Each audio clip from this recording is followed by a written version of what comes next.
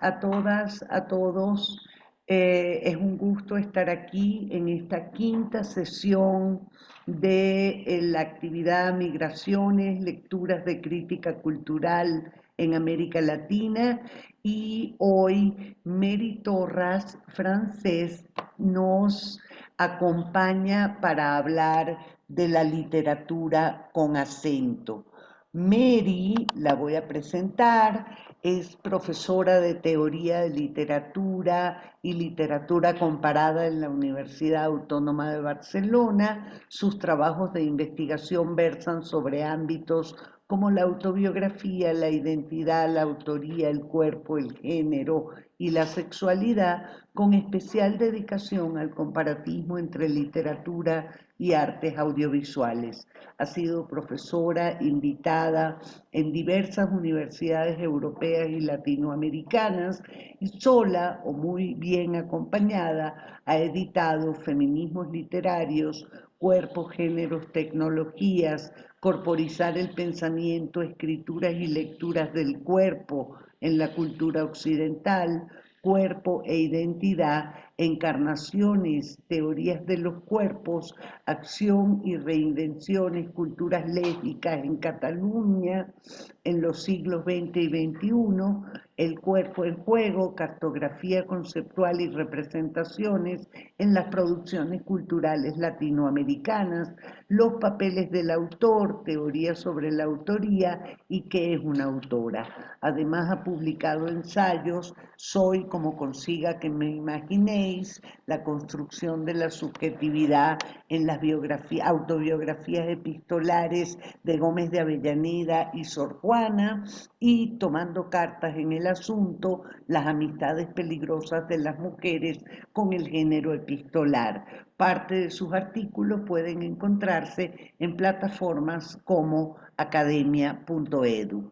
En 2005 fundó el grupo investigador Cuerpo y Textualidad, que dirigió hasta diciembre del 22. Y entre 2018 hasta 2024 fue coordinadora del primer grado en estudios socioculturales de género del ámbito español. Mary, gran amiga, colega entrañable, bienvenida. Muchísimas gracias y por supuesto quiero empezar agradeciendo su presencia en esta mañana para ustedes y tarde para mí, o mañana para la mayoría de ustedes y tarde para mí, y también, claro está, a Eleonora, a Mariana, a las organizadoras de Migraciones, pues la invitación de poder formar parte de esta serie de reflexiones que he podido escuchar en directo una y las otras las voy escuchando en diferido, puesto que agosto es mi único mes de vacaciones, entonces estoy un poco itinerante. Um, bueno, yo les traigo un trabajo nada terminado, un trabajo que da vueltas alrededor de un concepto que propongo, que es el concepto de literatura con acento, un trabajo que es nuevo y no lo es nuevo para mí, pero verán que puede enraizar con tradiciones que me han precedido, por supuesto, pero que creo que es oportuno y un poco por ese motivo creo que tenía que traerlo hoy acá. Le voy dando vueltas y ahora en septiembre hemos conseguido junto a Josebe Martínez un proyecto de investigación que nos permitirá desarrollar al grupo de investigador un poquito más en esa línea, no solo en el concepto de literatura con acento, que es tal vez un concepto más personal, sino en el concepto de las literaturas producidas desde una situación de desplazamiento o de dislocación, que es un poco lo que va a estar en el hilo conductor de mi sesión. Quiero empezar con una cita que van a ver, las voy a tener que ir moviendo, una cita de Julio Ortega que, que ahonda sobre esa línea por el camino de pensar el sujeto, ¿no? Dice, el sujeto moderno se define por su lugar en el exilio, por su ineludible relación con la experiencia del exilio, con los flujos migratorios, con los destierros forzados, con los desplazados y refugiados, pero también por la parte que el sujeto asume en el discurso del exilio, en ese espacio sin bordes y de lenguaje desbordado.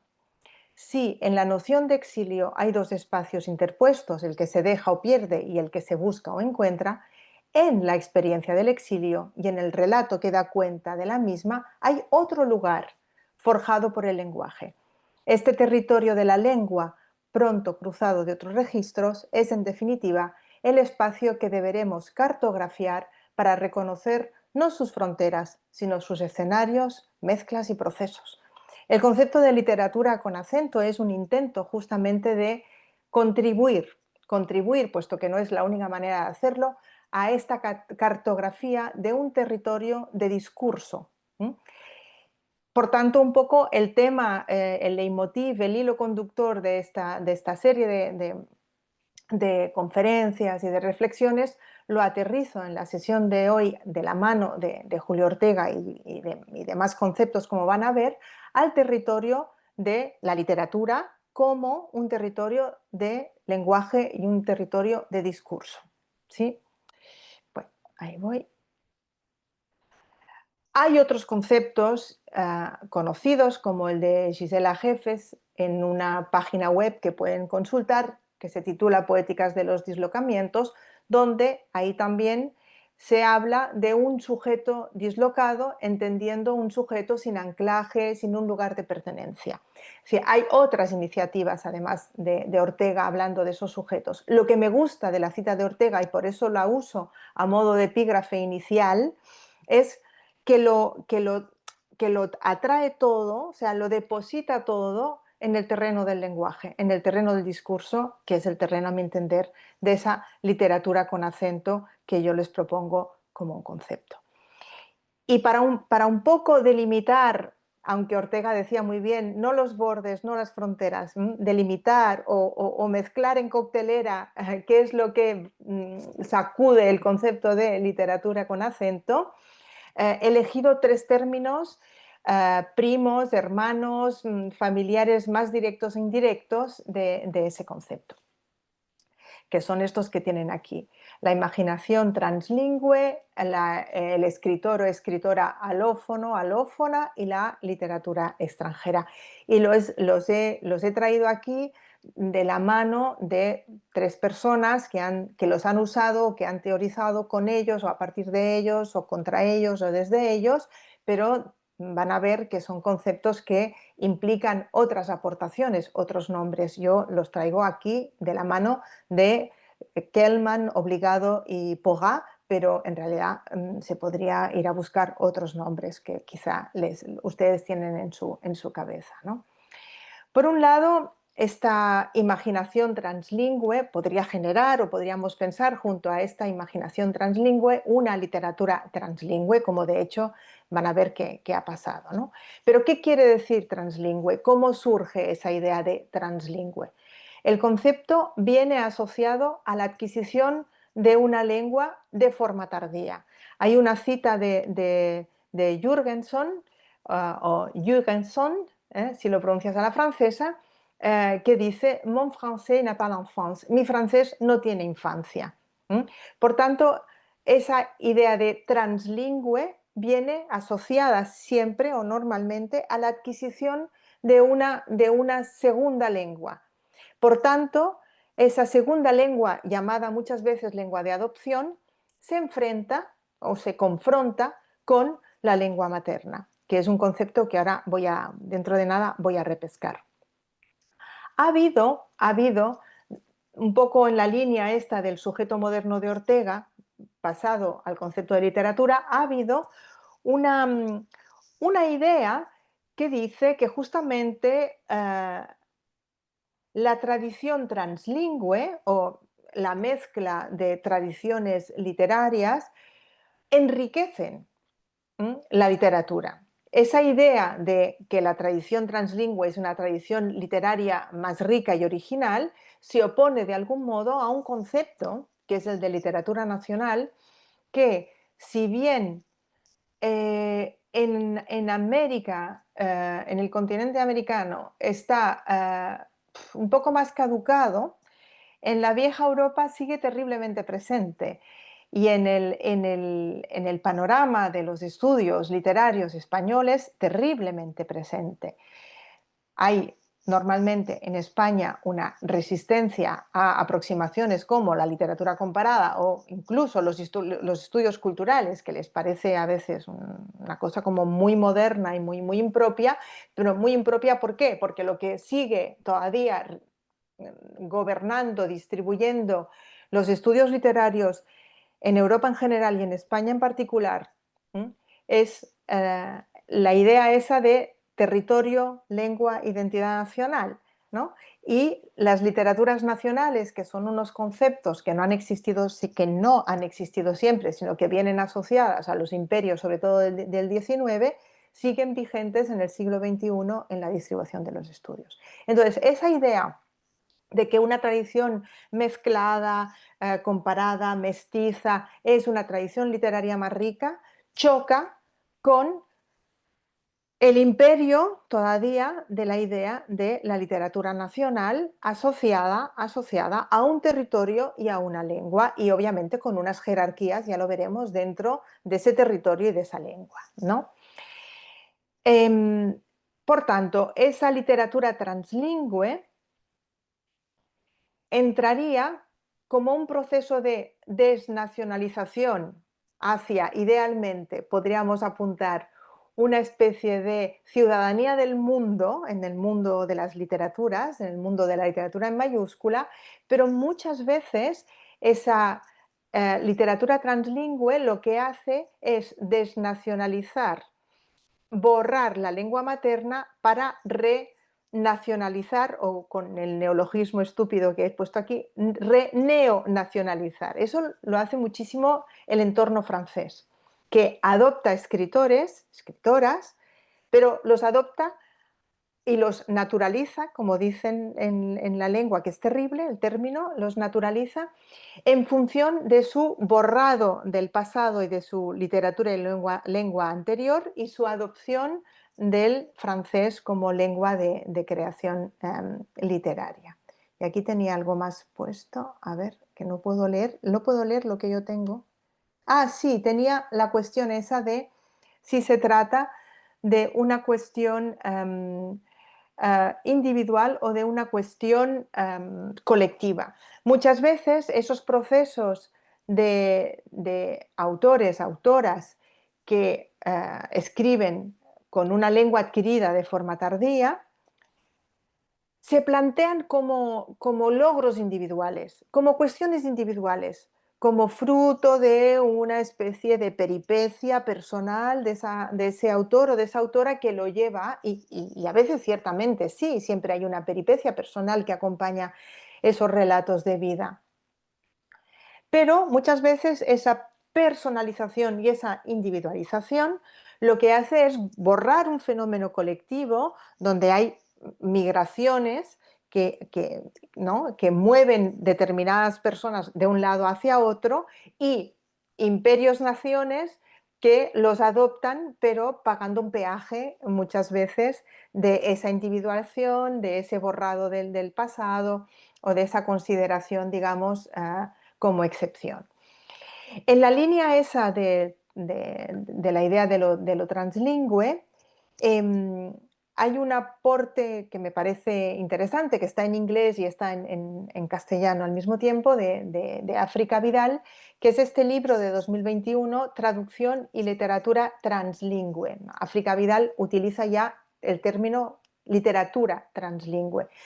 Lo que trabaja en ese texto es toda la presencia latina, chicana en Estados Unidos, ¿no?, que es algo que ella ha trabajado con anterioridad. Si ven la cita, que he sacado de aquí, del libro, de la introducción, ella dice que el punto de partida del libro es justamente dar cuenta de un hecho, y es que a medida que nos adentramos en la tercera década del siglo XXI, con los movimientos constantes de personas en este mundo global y la instantaneidad a la que han dado lugar las posttecnologías, la idea herderiana del monolingüismo o de la nación-estado pura ha dado paso, aunque todavía haya voces que se opongan, a un mundo translingüe híbrido en el que conceptos como los de ciudadanía, pertenencia, justicia global, hospitalidad, política de la diferencia, gobernanza, cosmopolitismo, están transformando nuestro modo de entender. Bueno, pues es eso, ¿no? Ella intenta, con el sintagma literatura translingüe, dar cuenta de eso y analiza el caso de las voces latinas de Estados Unidos, recuperando una tradición que ella misma ha trabajado con anterioridad y recuperando, a mi juicio, una tradición importantísima, cuya autora preferida para mí y también una de sus más emblemáticas es la desafortunadamente desaparecida ya Gloria Anzaldúa.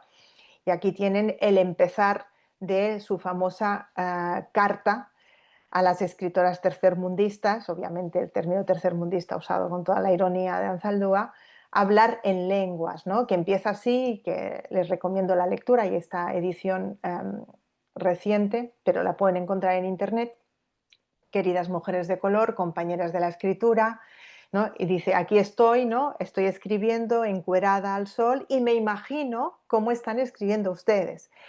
Y si se fijan en el principio, y es lo que sigue a lo largo de toda esa carta, pues cada una de ellas son unas mujeres desplazadas, son unas mujeres que están escribiendo desde lugares que no son exactamente su lugar de origen, que están en confluencia de mestizaje, de culturas, de lenguas, de cosmovisiones, ¿no? Entonces, esa tradición de lo translingüe, yo creo que la podemos rastrear y tenemos ahí un depósito, ¿no? Una mochila bien nutrida de la que podemos ir tirando para pensar con quizá conceptos más antiguos las realidades más actuales o más presentes, ¿no? Justamente hay un texto muy significativo, si nos referimos al acento, que es este libro de Julia Álvarez, How the García Girls Lost Their Accents, que si se fijan en sus dos traducciones al presunto castellano, al español, ya se nota que hay acentos diferentes, de cómo las muchachas García perdieron el acento, que es la traducción latinoamericana, y la traducción peninsular, de cómo las chicas García perdieron su acento, ¿no? Quiero decir que un texto sobre acentos perdidos recobra otros acentos en sus traducciones que pierden el acento de otros lugares, etcétera, etcétera, ¿no? Así estamos. En cualquier caso, en el contexto europeo y en el contexto francófono, que yo he trabajado también como contexto de comparación y de diálogo con nuestra situación, con la que tenemos sin duda muchísimas diferencias que ya saldrán, no puedo dejar de citar el caso brutal de Agatha Christoph y de ese texto breve pero potentísimo que se titula La analfabeta, ¿no? Christoph, húngara, se exilia a Suiza, se va a Suiza y, bueno, y allí, como el texto, el nombre, el título del texto indica, pues tiene que adquirir el francés, que vive como la adquisición de una lengua, como ella dice, enemiga en el desierto, y experimenta, ella que leía desde los 4 años en húngaro, por supuesto, y que escribía, experimenta el convertirse en una analfabeta en esa lengua de adopción. Y Christoph es un contraejemplo porque lo que más prima y domina y resurge y se muestra en el contexto francés siempre es justamente alguienes que abrazan la lengua francesa y se funden en ella, luego veremos algo al respecto, se funden en ella como en un renacimiento, ¿no? En cambio, Christophe no hace eso, ¿no? Les traigo algunas citas porque tampoco sé, luego puedo entregar, bueno, o entregaré el PowerPoint por si alguien lo necesita o quiere recuperar esas citas con más calma y no tiene tiempo o que me lo pida directamente. Pero traigo aquí algunas citas que se podrán leer con tranquilidad en la grabación. Aquí es una cita del inicio que dice: el mundo era monolingüe, el mundo era en una sola lengua, yo no podía imaginar que hubiera más de una lengua, que es una cosa que las personas monolingües suelen decir, ¿no? No, yo pues crecí con que las cosas tenían una etiqueta y ya está, ¿no?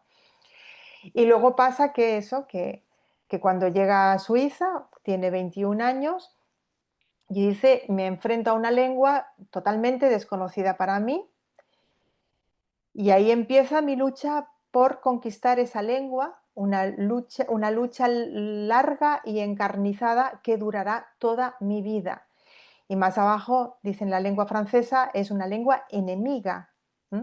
Y pasa una cosa más grave aún, dice, que esta lengua está matando mi lengua materna. ¿Mm? En esa contraposición que yo les decía entre lengua de adopción en el proceso translingüe y la lengua materna, ¿no? Em, Más adelante dirá: bueno, llevo 5 años en Suiza, hablo francés, pero no lo leo. ¿Mm? Me he vuelto a convertir en analfabeta, yo que sabía leer desde los 4 años. ¿Mm? Sé que nunca escribiré el francés como lo escriben los escritores franceses de nacimiento, pero lo escribiré como pueda, de lo mejor que pueda, de la mejor manera que pueda. Esa lengua yo no la he escogido, ella me ha sido impuesta por el azar, por la suerte, por el azar y por las circunstancias. Escribir en francés, estoy obligada a ello, es un desafío, el desafío de un analfabeta, ¿no? Esa relación con la lengua de adopción francesa, en Suiza en su caso, es muy rara verla en el contexto francófono. Los escritores y escritoras translingües que escriben en francés abrazan el francés y a veces incluso llegan a decir que es una lengua mejor que su lengua de origen, ¿no? Esa añoranza mm, por la lengua materna no es tan común. Alguien que está de acuerdo con Christophe es Hannah Arendt, que en esta maravillosa entrevista que tienen en internet, en YouTube, um, donde se podía fumar y beber, me encanta la foto, pues tiene una cita en esa entrevista con Gauss, con Günter Gauss, donde ella defiende la lengua materna y la defiende por encima de las lenguas de adopción. Y les voy a leer la cita porque, bueno, pues hay mucha gente que está de acuerdo con Arendt y hay gente que la odia por esto, ¿no? Pero es interesante. Dice: me he negado siempre, de manera consciente, a perder mi lengua materna. Siempre he mantenido ciertas distancias, tanto respecto del francés, que llegué a hablar muy bien, como del inglés, la lengua en la que hoy escribo. Hay una diferencia abismal entre tu lengua materna y todas las demás. No hay sustituto de la lengua materna. Se la puede olvidar, es cierto, yo lo he visto. La gente que lo hace habla la lengua extraña mejor que yo, que conservo un acento muy marcado y hablo con frecuencia de manera no idiomática. A ellos no les pasa, pero en su nueva lengua a un cliché sigue otro y otro, porque al olvidar la suya propia han cortado con la productividad que en ella se tiene, ¿no? La idea de Arendt es: en la lengua materna somos productivos de una forma que no seremos jamás en las lenguas de adopción, por más que las dominemos, porque las hablaremos sin esa infancia que decía Jürgenson. Nuestras lenguas de adopción no tienen infancia y en ese sentido somos poco creativos. Y entonces ella dice: prefiero traducir casi literal algunas formas de pensamiento alemanas que no repetir clichés en mis lenguas de adopción, como pudieron haber sido a lo largo de su vida el francés y el inglés. Otra línea de la trenza, ¿no? Teníamos la literatura translingüe, otra línea de la trenza sería ese término tan francés de literatura alófona, ¿no? De escritor, escritora alófono, alófona. Claro, el concepto de alófono quiere decir que hay una algo así como una isofonía. Es decir, si hay una alofonía, hay una isofonía. Es decir, hay algo que es igual y frente al que se marca una diferencia de lo que es otro, lo que es extranjero. Esa isofonía entonces tendrá una etiqueta que en el caso de la francesa es la francophonie, ¿no? La francofonía, o se habla entonces frente a esa francofonía los escritores alófonos, es decir, que vienen de otras lenguas de expresión francesa. Claro, ¿qué debemos hacer nosotros? Hablar de hispanófono, hispanófona, de hispanofonía, de lenguas hispanas, de lenguas españolas, de lenguas castellanas. O sea, todas esas etiquetas a mí al menos no me acaba de convencer ninguna por motivos distintos que si quieren hablamos ahora o hablamos al final de la sesión. Ustedes interrumpan, o sea, eso sí, pero me tienen que interrumpir porque yo no veo nada. Es decir, hablen encima de mis palabras y entonces pararé y dialogamos. Pero ¿qué hacemos con todas esas etiquetas? ¿Nos convencen de verdad? Además todas suenan un poco imperialistas, todas además se enfrentan con el hecho de que el mismo Estado español peninsular, para decirlo así, hoy en día es plurilingüe, ¿no? Eh, ¿Tendría sentido hablar de una hispanofonía? ¿Nos resolvería algo? ¿Nos resuelve algo? Y frente a esta hispanofonía, hablar de una alofonía. ¿Sería entonces el argentino una alofonía del español peninsular? ¿Sería eso mm, útil? Críticamente, estoy pensando desde la crítica, para utilizar luego, avanzar en esa cartografía hacia algún lugar.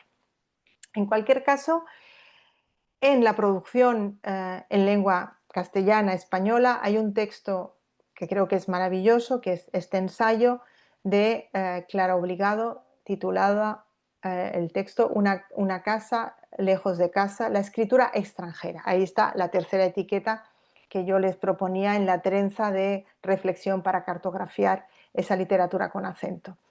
En una entrevista que le hicieron, Obligado explicaba a propósito de este ensayo: un escritor extranjero tiene un conflicto con el idioma, lo tiene clavado. Algunos escritores niegan ese conflicto, se travisten y se convierten en escritores del país que los acoge, pero ese conflicto está, incluso si se intenta borrarlo. Hay cosas que te marcan para siempre y esta es una de ellas. El extranjero es un escritor que traduce sistemáticamente de un idioma a otro, aunque sean dos castellanos de una sensibilidad a otra.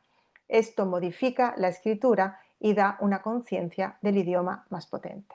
O sea, el texto de Obligado me gusta porque es el texto de una persona que lleva largamente viviendo en la península y ahora, después de tantos años, ¿no?, nos regala un ensayo de reflexión a propósito de su condición de escritora extranjera en el ámbito peninsular, a pesar de hablar, ¿no?, hipotéticamente un mismo idioma, ¿no? Aquí habla, bueno, de las referencias culturales que tiene. Ella conoce la misma literatura del país que lo acoge porque ha estudiado la literatura del país que la acoge, pero se siente extranjera en, un,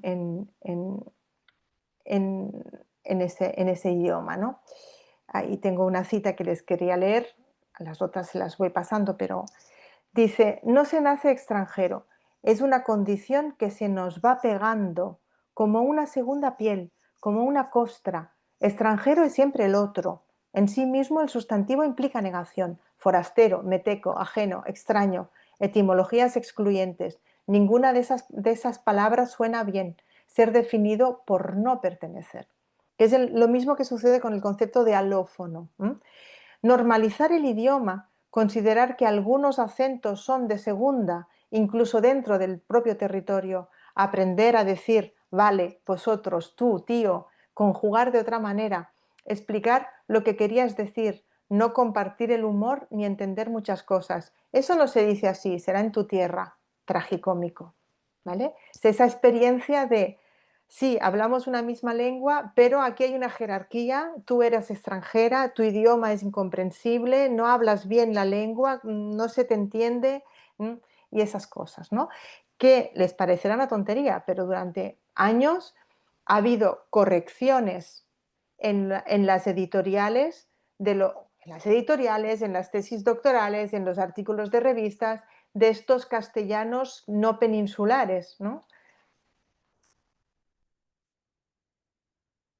Ah, aquí otra cita que me gustaría leerles de Obligado. Si se escribe en otra lengua, nuestro idioma natal permanece cobijado por el paraguas del afecto o villado en un rincón. Es decir, esa infancia, esos afectos, ¿no?, de la lengua materna, si adoptamos otro idioma, se protegen. Si se traduce, en cambio, del castellano peninsular a cualquier otro castellano, el idioma natal choca, se tensiona, se disuelve. Y esas palabras, las tiernas palabras de mi historia que había que matar, porque acá o aquí no querían decir nada. Cachero, chupetín, escuerzo, tero. Desplazar el idioma, convertirlo en un problema, traducirlo. Prolijo quería decir detallado y no ordenado. Polla no era ni una gallina pequeña ni la lotería. Pararse era detenerse y no ponerse en pie. Todo nos une, escribí, todo menos el idioma, ¿no? Hacer síntoma, poner en evidencia el ruido, la frotación, el malestar de escribir en tu castellano en la península o viceversa, es una cosa que no tenemos tantos ejemplos, y por eso bienvenido el ensayo de Obligado, ¿no? Y esta es la última cita de Obligado que les quiero leer, o no, pero bueno, es simplemente una cita donde lo que ella dice a propósito de esta escritura extranjera es que obviamente no es una escritura homogénea. Es decir, no tenemos un canon que se llame escritura extranjera. ¿Cómo armamos, no, una tradición literaria que sea escritura extranjera? Tenemos como una serie de síntomas, tenemos toda una serie de cuestiones que normalmente se tapan y no aparecen y que yo creo que forma parte del papel de la crítica señalar y evidenciar en el contexto de hoy, sobre todo. Siempre, pero hoy más. Pero no conseguiremos establecer un corpus homogéneo. Y eso, claro, es algo que tenemos que saber. ¿Mm? Podremos crear reflexiones a propósito de varios factores que estarán relacionados, que estarán vinculados y que serán compartidos seguramente. Pero eso no nos creará un corpus identitario, sino más bien un corpus quizá desidentitario, ¿no? En cualquier caso, Obligado no hace ninguna referencia a todo eso que está aquí, pero la elección por su parte de literatura extranjera a mí me conectó con una tradición francesa de la etiqueta literatura extranjera relacionada con determinadas concepciones de la literatura. Primero, la afirmación de Proust de los libros bellos son escritos en una especie de lengua extranjera. Eso tiene que ver seguramente con la sensación que decían los formalistas rusos de que la literatura tiene que generarte una singularización, un extrañamiento, ¿no? Entonces, de algún modo, el lenguaje literario te tiene que hacer extraño, extranjero, lo común, para funcionar como lenguaje literario.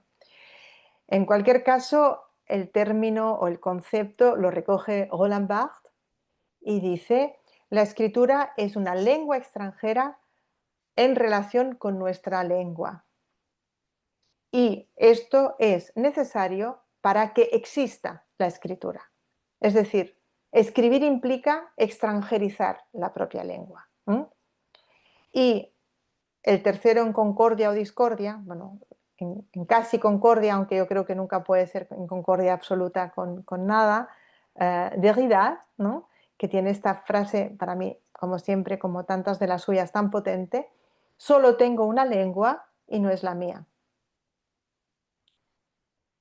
que tiene que ver con sus orígenes, por supuesto, pero también tiene que ver con la idea de deconstruir, ¿no?, la lengua como una propiedad. La lengua no me pertenece, en cualquier caso yo pertenezco a la lengua, yo soy un acontecimiento de esa lengua, ¿no? Entonces, escribir en la línea de Derrida es una desapropiación, ¿no? En cualquier caso, lo que me abre esa tradición de literatura extranjera junto al aporte de Obligado es que, y todo lo que vengo diciendo hasta ahora, Ortega al principio, es que de algún modo estamos en un panorama donde la condición monolingüe se ha perdido. Estamos en una condición post-monolingüe de la escritura y eso es un desafío para que desde la crítica literaria y desde los estudios literarios, vayamos encontrando otras herramientas que no las que solíamos usar o nos funcionaban cuando había esa idea de homogeneidad entre literatura nacional vinculada a un territorio, vinculada a una lengua determinada y a una tradición. ¿No? Y eso ya no es así, de entrada ya por la movilidad humana de los escritores y de las escritoras. ¿Sí? Resumiendo, ¿no?, todo este baile de etiquetas, de estas 3 etiquetas que he ido trenzando en estos 40 minutos ya, implican toda una serie de gestos que creo que la crítica debe hacer, o creo que somos responsables desde la crítica y desde los estudios literarios para llevar a cabo, a fin de dar visibilidad a un corpus literario que, si no, en esas literaturas nacionales nunca es visibilizado. ¿Mm? O sea que es un corpus que necesita esa nueva visibilidad, aunque es un corpus anciano, antiguo, que siempre ha existido, y ser capaces también, desde nuestros gestos críticos, de constituir un objeto de estudio que sabemos que no va a ser homogéneo, que no podremos definir de una forma homogénea, que nos va a colocar siempre en un lugar de tensión y que nos obligará a hacer eso que tan poco le gusta a la tradición, al menos hispánica peninsular, de los estudios literarios, que es tener en cuenta lo que se llama extraliterario y no lo es decir, las situaciones históricas de dominación política o económica, es decir, los imperios y las colonias, ¿no?, y en consecuencia los procesos decoloniales, los intertextos entre las literaturas, hablar de mercado literario mundial, porque no es lo mismo pasarte de ser un escritor de Euskadi, hablar euskera y pasarte a escribir inglés, que viceversa, ¿verdad? Entonces aquí hay un- un- una potencia de mercados y luego también hay una relación política entre los países, ¿no? Entonces tenemos un panorama que creo que nos exige ahora mismo um, desarrollar herramientas en los estudios literarios que puedan responder, ¿no?, a esa situación. Y de ahí el concepto de literatura con acento que propongo.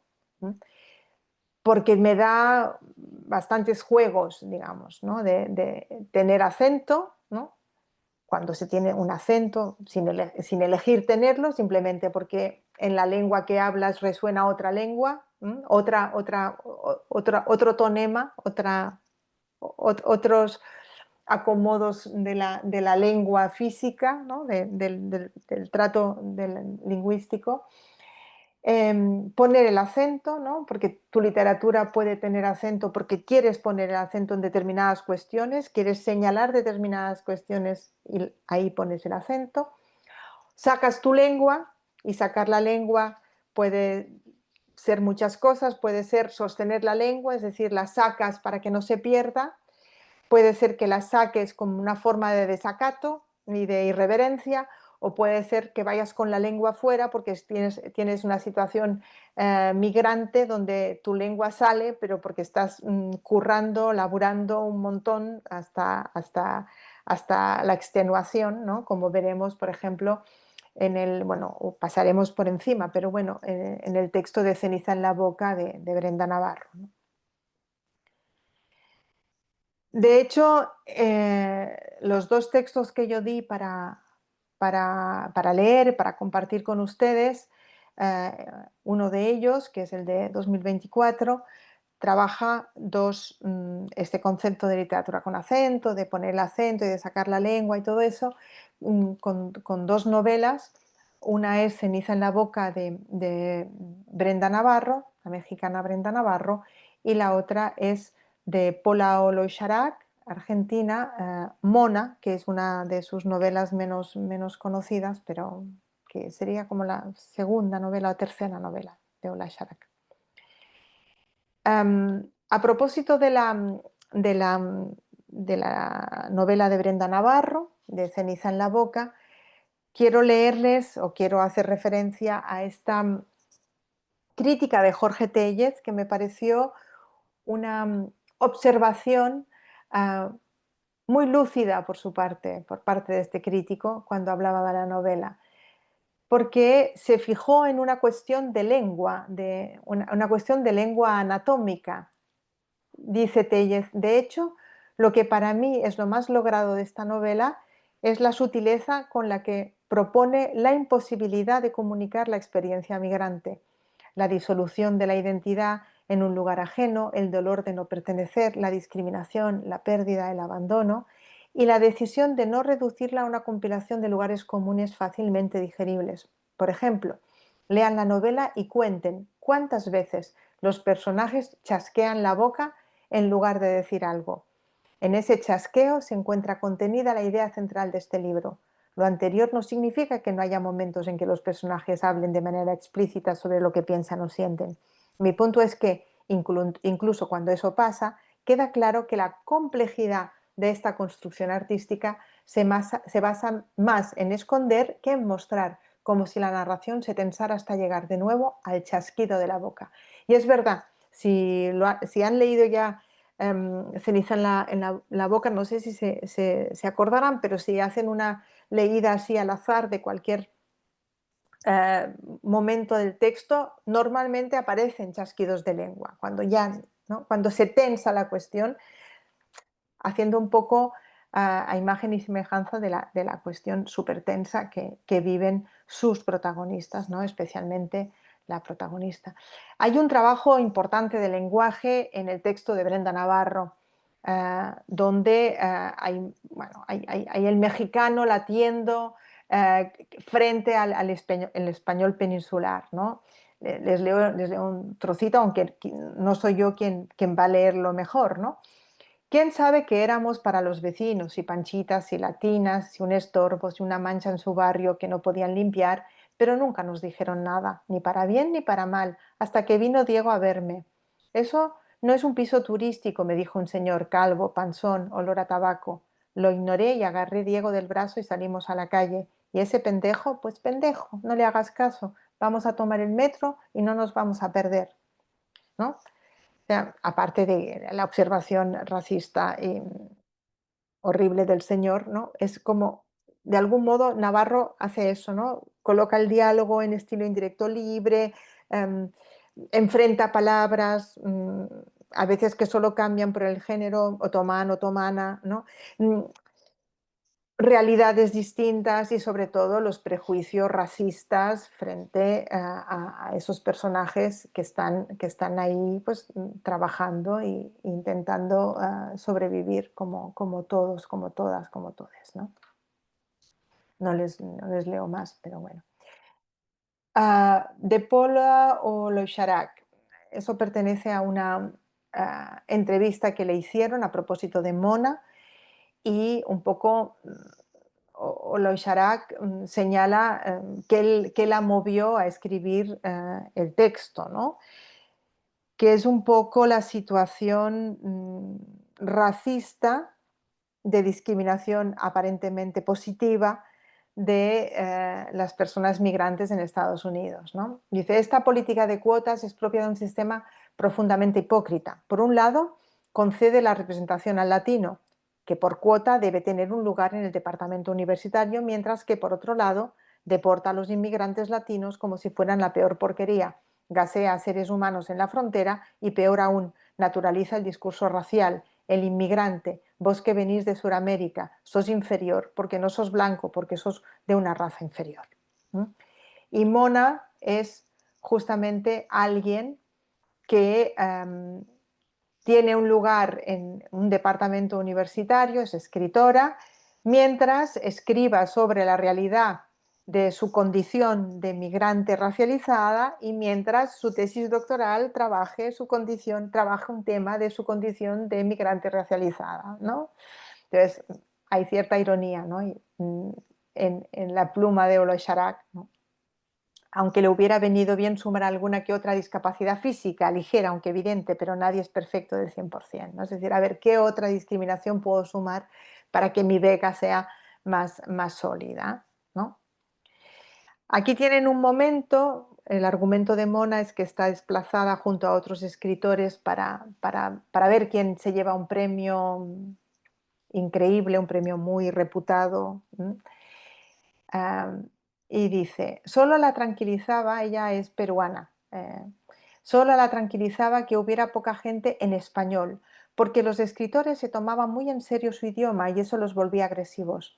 La falsa familiaridad de tener la cultura latina en común la repelía y socialmente, en la sociedad global de los escritores a la que pertenecía, aunque fuera de manera forzosamente reacia e itinerante, no había nada peor que recalar en el grupo de los desclasados por su monolengua. Mona se sentía mucho más cómoda en compañía de otros idiomas, es decir, prefería vivir en traducción, acorde a sus gustos literarios.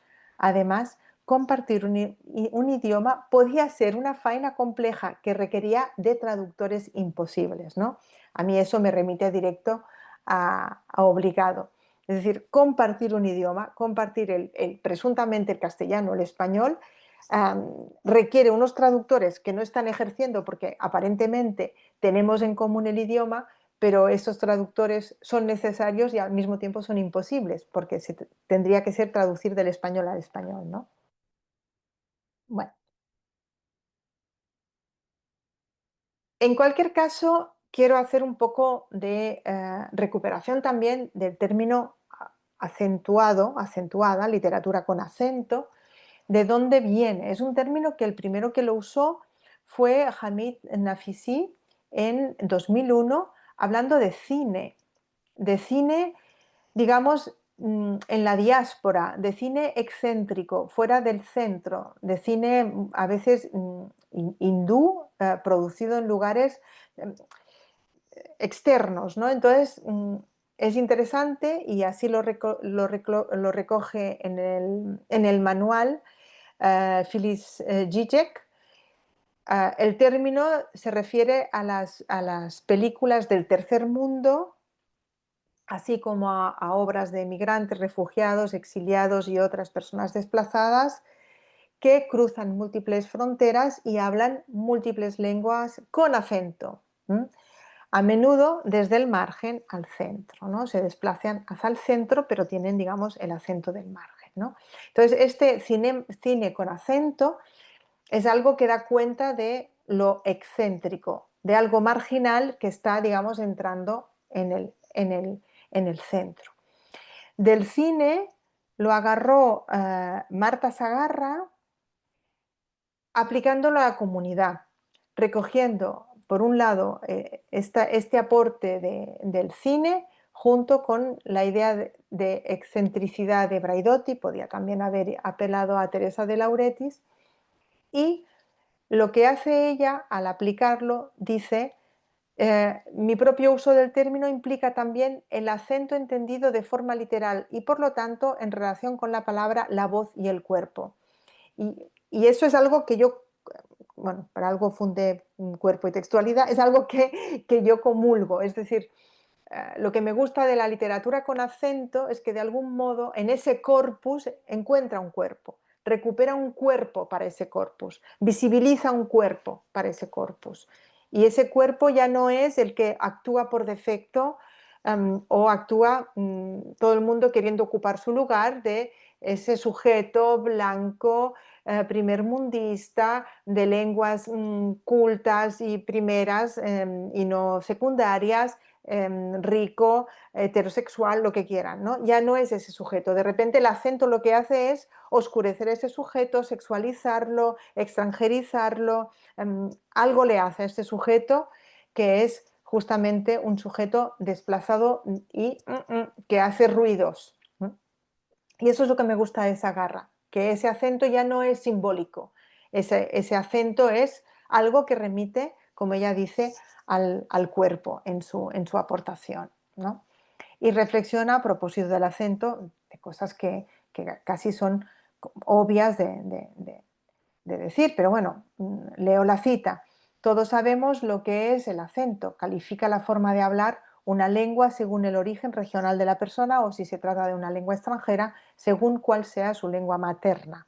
Además, el acento suele adjetivarse. Podemos tener un acento bueno o malo en inglés o un acento catalán o andaluz en español. Sin embargo, el término también se utiliza de forma absoluta. Hablamos con acento una determinada lengua cuando se supone que no lo hacemos de la misma forma que los que no tienen acento. Pero esta afirmación lleva a preguntarse respecto a qué estándar o a qué habla normativa o normal no se tiene acento. En otras palabras, ¿es posible no tener ningún acento? Obvio que no, ¿no? Todos tenemos acento, lo que pasa es que en los acentos hay jerarquías, ¿no? Por tanto, esa idea de el acento es un factor discriminante. Entonces, de algún modo, hablar de una literatura con acento, recuperar ese corpus para ver qué acentos tiene ese corpus literario, es poner en evidencia o comprometerse y responsabilizarse, poner en evidencia todas estas discriminaciones que cruzan ese cuerpo. ¿Mm? Y el acento que ese cuerpo pone como un acento de resistencia, como un acento de denuncia, como un acento de autoafirmación. Insisto, no podremos homogeneizar por qué se pone el acento, pero podremos decir, aquí hay un ruido, aquí hay un acento, y lejos de apartar ese texto del corpus de estudiar, ponerlo en el centro y decir qué está pasando aquí, ¿no? Esa es la idea, y buscarle intertextos. En el caso francés, quiero hablar de dos textos que para mí incluso dialogan. Ese es un trabajo que me gustaría escribir, un diálogo, un análisis comparativo entre dos textos. Y el primero de ellos es de una argentina, Laura Alcoba, bueno, que escribe una trilogía en francés. Ella es alguien que cuando le hablan y le dicen, usted como escritora latinoamericana, dice, a mí me cuesta verme como escritora latinoamericana, puesto que escribo en francés. ¿No? Pero es una escritora nacida en Argentina que emigra de Argentina por cuestiones políticas y se va a vivir al banlieue de París, y todo eso lo explica en una trilogía que es esta, eh, Manège, que se tradujo como La casa de los conejos, Le Bleu des Abeilles, El azul de las abejas, que es el que me voy a detener aquí porque es el que habla más de acento, y La danse de l'araignée, la danza de la araña, que sería el tercero que conforma la trilogía. Y lo que habla es de su desplazamiento, o sea, su inicio en Argentina, su desplazamiento a París y su asentamiento en Francia, ¿no? Entonces, en El azul de las abejas, habla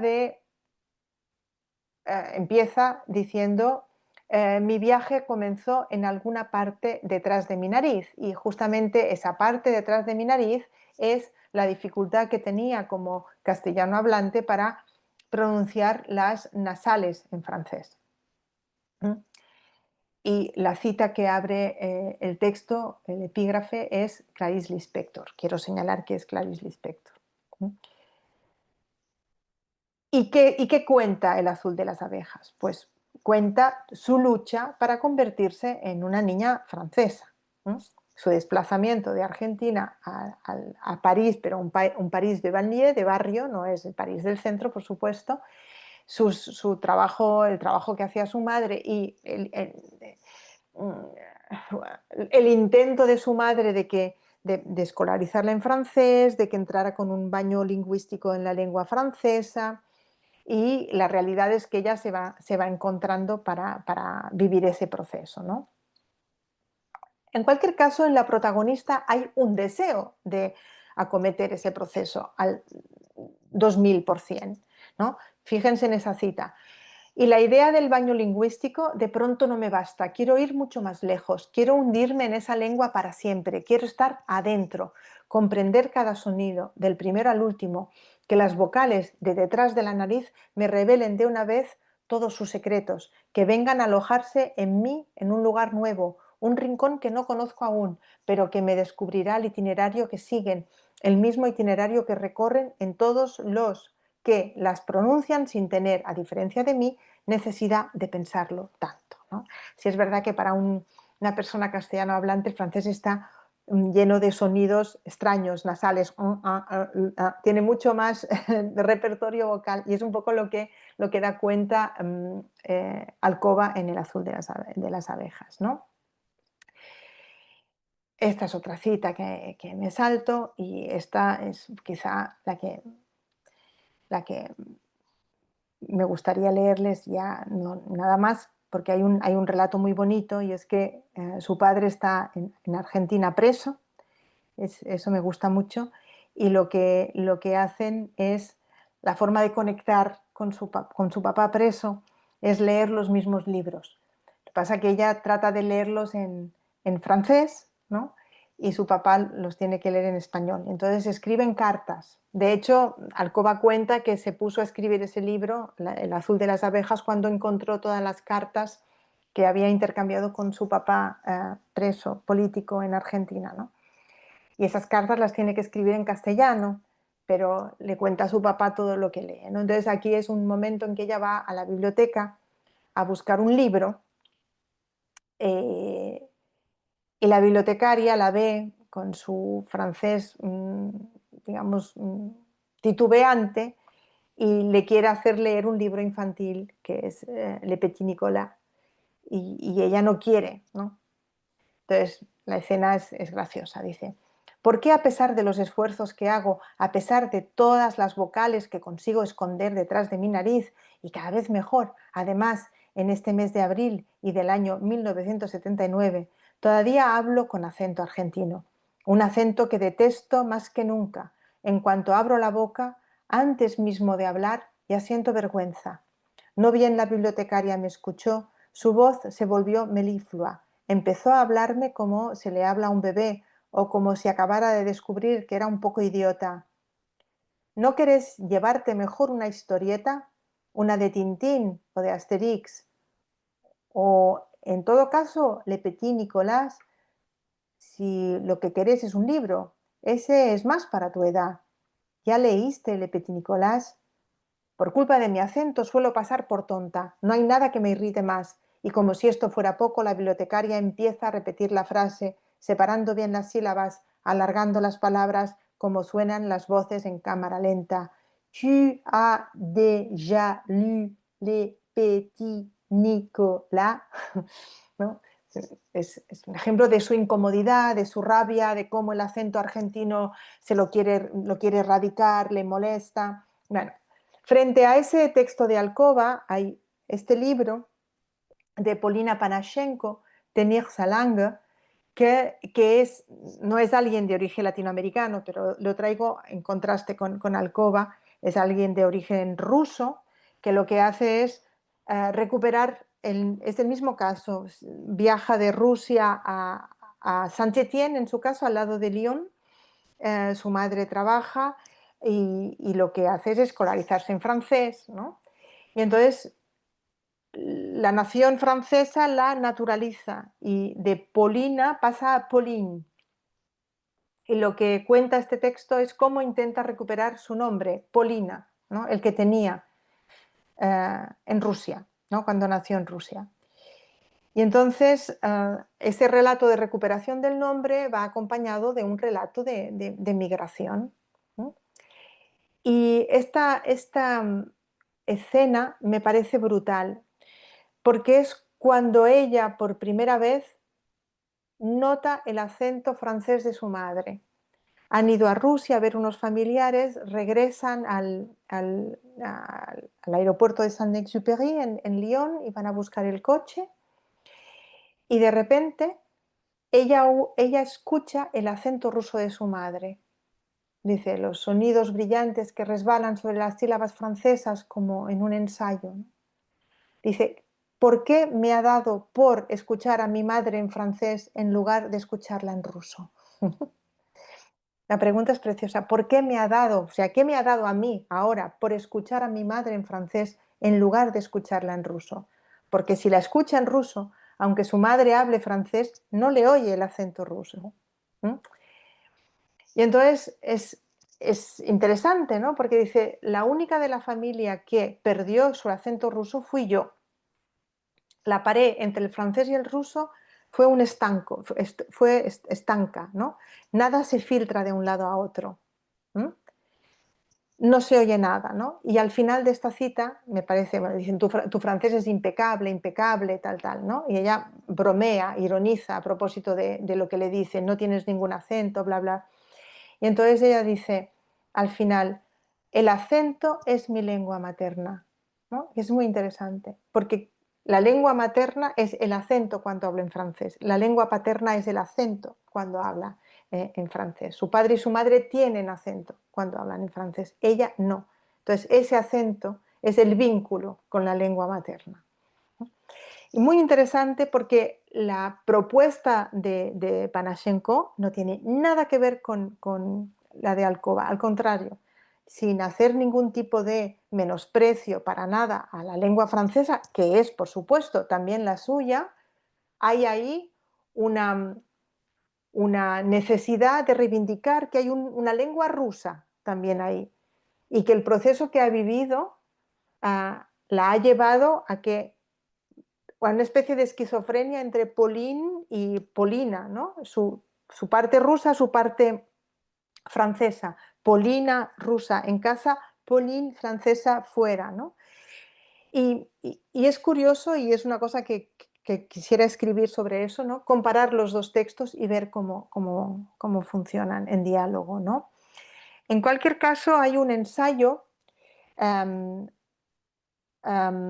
centrado en el corpus francés que analiza todo lo que sería, él también habla de translingüismo, ¿no? de translingüe,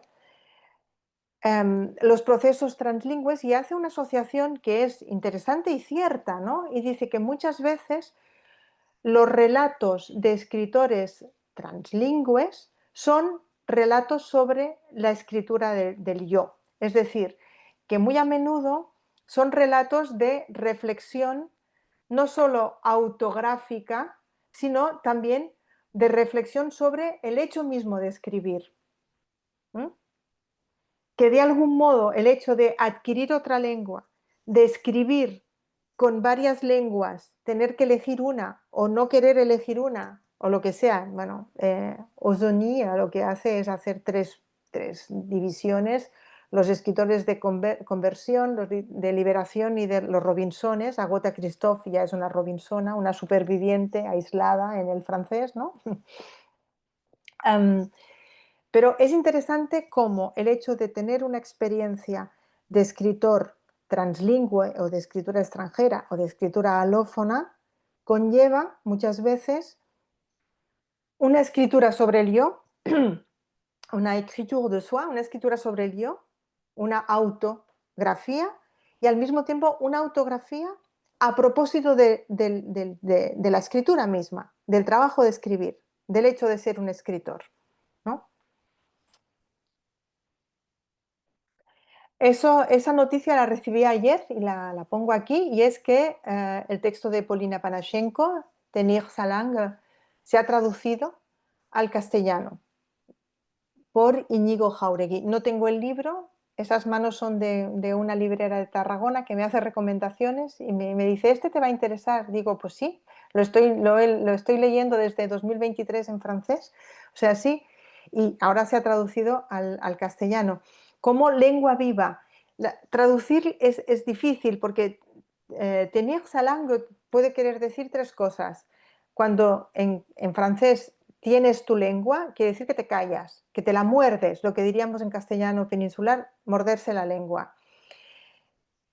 Tenir sa langue también puede querer decir sostenerla en una especie de equilibrio, ¿no? Tenir algo es sostenerlo y aguantarlo. ¿m? Y tenir sa langue, en la tercera acepción posible con la novela, es la de guardar, ¿no? Conservar la lengua materna, en ese caso el ruso, ¿no? Pero bueno, lengua viva es la traducción que han encontrado, que no está mal porque se opone a lengua muerta y de algún modo hace revivir una lengua que no estaba presente, ¿no? Hay un experimento interesante que hicieron en el British Museum, que es una especie de devolución histórica cuando invitaron a escritores y escritoras latinoamericanas a elegir un objeto latinoamericano del British y a escribir sobre ese objeto. Entre las personas que participaran en esta iniciativa, estos son los editores que cuentan de qué va, estaba Lina Meruane, que eligió unas máscaras que tienen la lengua afuera, ¿no? Y entonces es curioso cómo ella, Meruane, reinterpreta o intenta interpretar esas máscaras oscuras, morenas, racializadas, con la lengua afuera. Y entonces les leo un fragmento del texto de Meruane.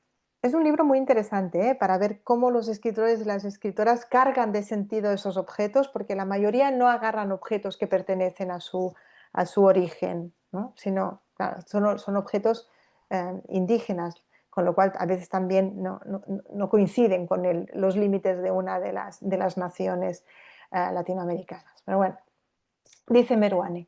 Volví a escribir a las curadoras del museo pidiéndoles explicaciones sobre los gruesos labios racializados de las máscaras y esas lenguas gordas, sobre las conjeturas de los especialistas mascareros que habían surgido como saliva a su alrededor. Una de ellas o todas ellas me fueron escribiendo de vuelta que a ciencia cierta poco se sabía, porque los morenos de carne y hueso no tenían derecho a la historia y al registro, y que la danza morenada era prueba de su haber existido, de su haber sido eventualmente liberados de la explotación en las minas de plata, pero que esas máscaras eran también una forma de explotación y de burla a la trata de esclavos en la colonia. Aquí tienen la máscara. Entonces conjeturé que esas máscaras negras y blancas representaban al temido demonio de la explotación, que estaba acabando con los cuerpos de ellos y acaso con nosotros, que debíamos abrir bien la boca y sacarla, nuestras lenguas coloradas y brillantes, nuestras lenguas insolentes, para espantar el exceso de trabajo con una maldición. La operación me gusta mucho, ¿no? Me gusta mucho, Meruane es alguien que leo con frecuencia, que admiro como escritora, pero la operación que hace Meruane aquí, junto a las escritoras y escritores que tienen arriba en ese volumen de Volver a contar, ¿no? Es, ya que tengo que volver a contar la historia de un objeto que además no tiene historia y que en parte me la tengo que inventar, lo que hace Meruane es aprender de ese objeto. Aprender en todos los sentidos del verbo, con H y sin H, y colocarse la máscara ella misma y decir, yo también saco la lengua, yo también tengo una lengua y debemos sacar esa lengua como elemento de resistencia, ¿m? Como elemento de decir, nos están explotando, no queremos trabajar así, ¿no? Y entonces me gusta mucho cómo el objeto realmente es, en la pluma de Meruane, es resignificado, perdón. Y un poco eso es lo que a mí me gustaría hacer con los acentos que pueda encontrar en los textos literarios, ¿no? Resignificarlos, ver esos acentos, dónde ponen el acento y qué lengua sacan esos acentos y qué tipo, y ese gesto de sacar la lengua que acompaña, ¿no? Y en esa línea está el texto de Claudia Pavlaza, que es con el texto que quiero terminar, que también les pasé un texto mío muy reciente sobre a Pavlaza. De hecho, cuando se lo pasé todavía no había sido publicado, ahora ya está publicado en Mitologías, sobre un libro de a Pavlaza que se titula Historia de mi lengua, ¿no? Es un libro que parece inofensivo, pero me parece que lo es muy poco, ¿no? Lo que hace la escritora chilena aquí es unir dos experiencias autográficas, autobiográficas, que es su desplazamiento a la península ibérica y el uso de brackets por un problema de la lengua. Entonces, obviamente, los dos procesos se conjugan y esa corrección digamos, de ortodoncia se convierte en otro tipo de corrección que además implica también su trabajo como escritora. Bueno, a Pablaza es editora, es escritora, ustedes ya deben conocer, ¿no? O si no, bueno. Entonces, mm, aquí tienen el momento en que la odontóloga le dice lo que le pasa, que tiene que llevar brackets y por qué. Dice, después de ver las fotos, la odontóloga me dijo que tenía una mordida desencajada, tal vez por haber usado mucho tiempo chupete o por haber tomado demasiado tiempo mamadera. Le dije que mis padres siempre hacían hincapié que de guagua fue así. La sentía respirar muy cerca. Cuando pronuncié la palabra guagua, la miré a los ojos esperando su comprensión. Ya no podía poner marcha atrás en lo que había dicho. Dijo que debía tomar sesiones con un logopeda, aparte de seguir con los brackets algunos meses, que cuando tragaba o hablaba, mi lengua empujaba los dientes hacia afuera y eso lo hacían los bebés, desestabilizando cada vez más mi mordida y la mandíbula, abriéndola. Lo normal es que cuando hablas pongas la lengua en el paladar, también cuando tragas, pero lo que tú haces lo hacen los niños. Con el tiempo las personas aprenden a poner la lengua arriba y se arma bien la mandíbula. ¿Nunca te lo han dicho? ¿No? Eso es lo que le suelta la odontóloga y con este empezar, pues hay toda una serie de reflexiones que, como les decía antes, se superponen a otros ámbitos, ¿no? Por ejemplo, el de la escritura, el de su trabajo como autora. Dice, desde que comencé a publicar el año 2006, me dicen que no sé escribir novelas, que las novelas tienen un arco narrativo, un principio claro, algo que tensa personajes bien delineados y que lo que hago son solo artefactos, experimentos, balbuceos, que lea más a los rusos, a los norteamericanos, que no lea a los franceses ni a tanto latinoamericano extraño. Casi siempre me lo dicen editores o críticos varones. Cuando me lo dicen, seguro que trago más saliva de lo habitual y empujo más mi lengua entre los dientes, con más fuerza. ¿No? Entonces, ahí ven cómo las dos cosas se van tiñendo, ¿no? Y también cuenta, a través sobre todo de su hija, que tiene una hija pequeña con quien ha viajado a la península, ¿no? Cómo su hija se relaciona con la lengua y en cambio ella se relaciona distinto, porque la niña es niña y tiene una relación distinta con la lengua de adopción, para decirlo así, esa lengua que es la misma y no lo es, frente a ella. Dice, a los pocos días de ir a la escuela, mi hija ya tenía incorporadas muchas palabras de acá. ¡Hala! Para conjugar los verbos usa el modo compuesto, incluso utiliza el vosotros. Un día fuimos a dar un paseo y para llamar a las otras niñas les decía, venid, esperadme, venid. Por mi parte, es algo que de forma consciente trato de evitar. Es decir, busco la neutralidad de la lengua, quedarme en esa frontera, no arribar nunca del todo a cómo hablan ellos ni a cómo realmente hablo yo. Significa un esfuerzo constante, pensar lo siguiente antes de hablar. No lo diré como lo digo, pero tampoco como lo dices tú, retroceder y avanzar, ¿no? El trabajo de la autotraducción esta que hablaba obligado. De hecho, se podría leer un texto a la luz de otro. Tendría muchas concomitancias, ¿no? Y ya como última cita, creo que es la última, del texto de Apablaza y para ir cerrando y para que vean, ¿no? Esos dobles sentidos y esa ironía de ese librito porque es pequeño pero poderosísimo. Ir al dentista, ir a la logopeda o a la psicoanalista. Sanar heridas que otros no vieron en mi infancia. Hablar de mi infancia o mejor aprender a poner mi lengua en el paladar. ¿Acaso hubiese escrito libros si no hubiese usado tantos años chupete? Entonces, es esa relación, ¿no? Bueno, abrimos el debate y volvemos a los textos que quieran, porque no he querido tampoco cansarles con lecturas, pero ahí está en su grabación, o si, insisto, si alguien quiere el PowerPoint que me escriba y se lo mando encantada. El concepto de literatura con acento para mí tiene esa función, tiene la función de perseguir unos acentos que han estado normalmente borrados, invisibilizados, neutralizados, corregidos, um, y que estas operaciones han sido posibles de forma impune obviamente, por la colonización imperante hasta hace 2 días, para no decir hoy en día. Sé que ahora esto sucede menos, digamos, en el mundo editorial, pero esas operaciones de corrección de los acentos siguen existiendo y de ello da cuenta la literatura con acento. Una literatura heterogénea, una literatura que no podemos definir de una sola manera, una literatura que siempre funcionará por contraste y por tensión, y que en ese sentido será un corpus que difícilmente entrará en los estudios curriculares de la literatura, porque es híbrido, es mestizo. Estas escritoras son españolas, no son españolas, son francesas, no son francesas, exactamente han recibido premios autóctonos, difícilmente que se los den en su país. No, ¿no? Esa señalización con las propias etiquetas que hemos visto, ¿no? de un tiempo primero y un tiempo segundo, ¿no? Si es translingüe es porque hay un origen y luego hay algo añadido, adquirido después, que no tiene infancia, que no es tan rico, que no es tan poderoso y que es más mecánico.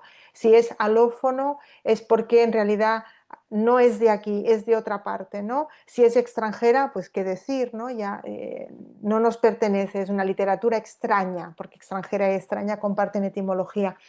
Usemos la etiqueta que usemos, siempre hay una jerarquía implícita, ¿no? Y un poco esa literatura con acento la entiendo como denunciante y deconstructiva de estas jerarquías que se apoyan, insisto, en jerarquías económicas, sociales, coloniales, ¿no?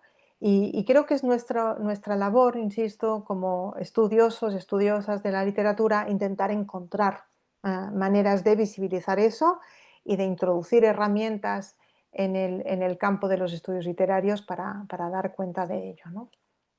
Y con eso termino, tienen aquí mi correo y ahora dejaré de compartir y así podré verles mejor y seguimos conversando.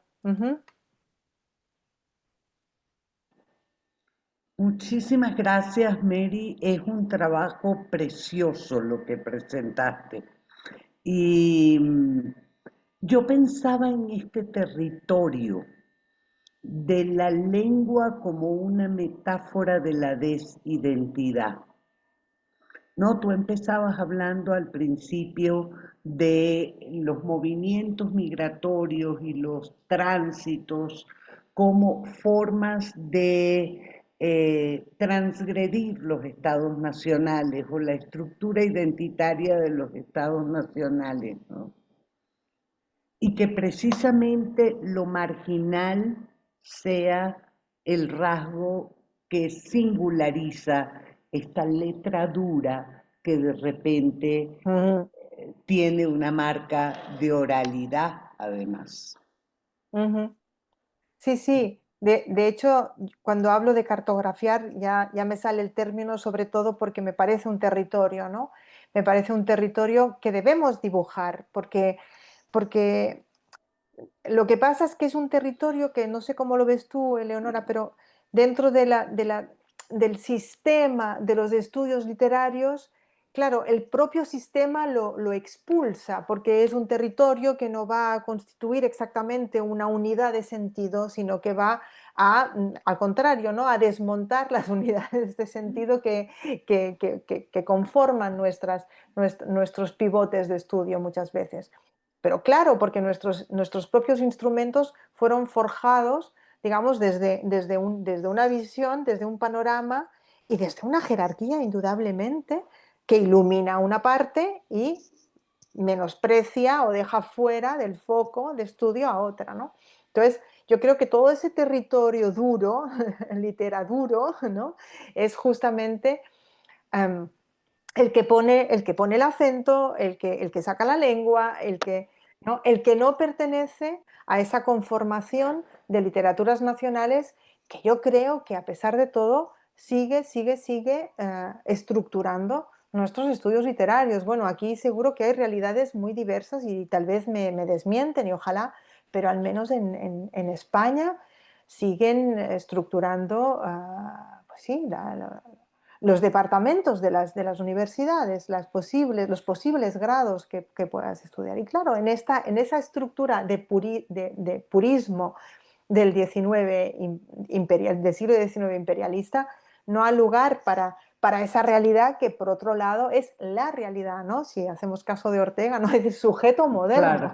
claro, Claro, es la realidad.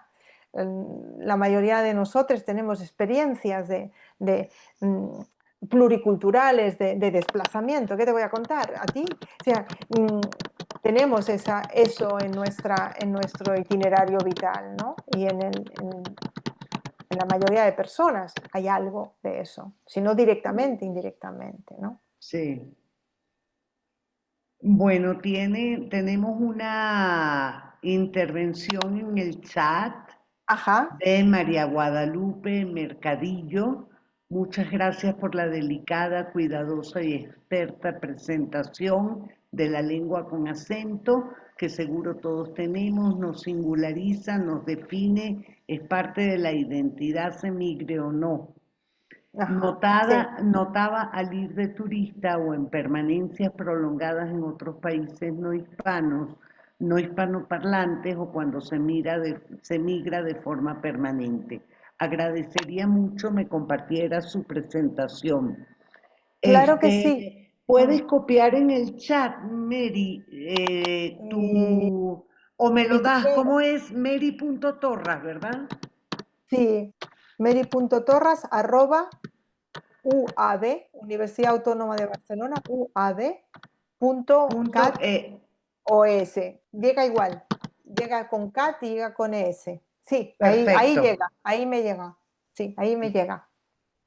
Bien, no sé si hay más preguntas, comentarios, quizá en lugar de ponerlas en el chat, las pueden decir de viva voz para que sigamos el diálogo.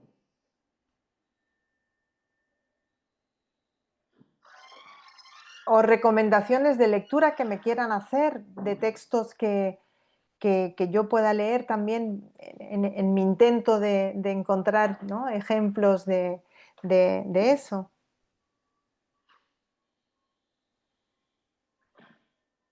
Es de curioso literaturas que, acentuadas. Sí, es curioso que trajeras a colación ese epígrafe del inspector, que precisamente hablaba con acento. sí, es el epígrafe que usa la propia Laura Alcoba. Claro, Mm, y, mm. y que hablaba con el frenillo Sí, sí. es decir, con un acento irreconocible. Mm. Que decían, ay, porque nació en Ucrania, ¿no? Es muy divertido. Lo del inspector bueno, tú la conoces, la has trabajado muchísimo, pero eso es la construcción autorial de extranjera, ¿no? De misteriosa, de enigmática, lo tiene todo, del inspector es increíble y siempre marcada por esa extranjeridad, por ese acento, físico incluso. Mm, Ya que, sí. Gracias. Sí. Bueno, primero darle las gracias a Mary y decirle que la admiro mucho, sigo mucho toda tu producción y la estoy usando, de hecho, bastante también para mi investigación doctoral que me está dirigiendo, entonces me da mucha emoción escucharte. Yo quería, jugando un poco con lo que tú dices, poner el acento. Pasa mucho con las traducciones y, por ejemplo, a Colombia muchas de las traducciones que llegan son del español de España, digamos, ¿no? Ujú. Y eso media completamente la relación de uno con los personajes, porque pasa muchas veces, creo que eso ha mejorado mucho con el tiempo, pero pasaba muchas veces que tú no podías creer que el personaje dijera joder, dijera tío, ¿no? O sea, que te rompía por completo como la credibilidad, por decirlo de alguna forma, del personaje, porque no era posible imaginárselo haciendo una expresión como esa. y por supuesto entiendo la complejidad de las traducciones, pero creo que tiene mucho que ver con lo que tú estás diciendo de sostener la lengua, porque cuánto implica para el escritor, ¿no?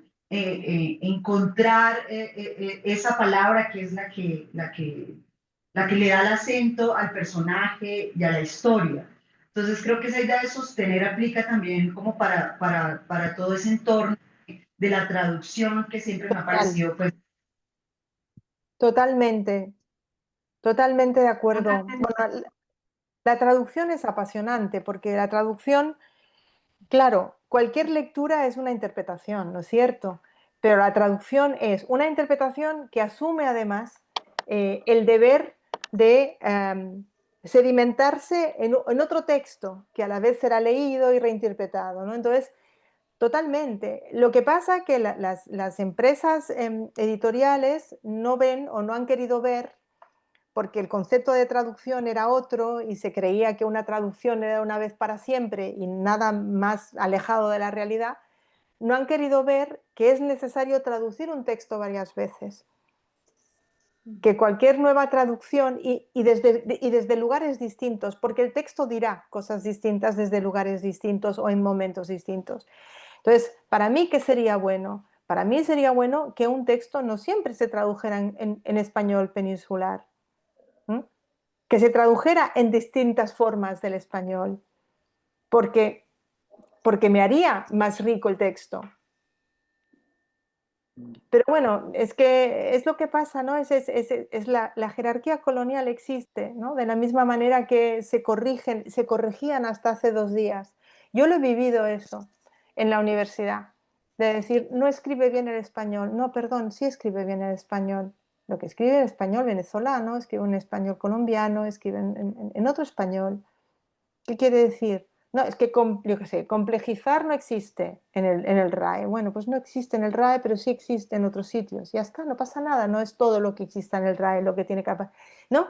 Es decir, no escribe bien el español, porque no es el mío, no es el del diccionario de la Real Academia Española. Bueno, el mío tampoco es, pero, ¿no? Quiero decir, y eso son cosas que saben mal, ¿eh? Y se pueden decir desde la arrogancia del imperio, ¿no?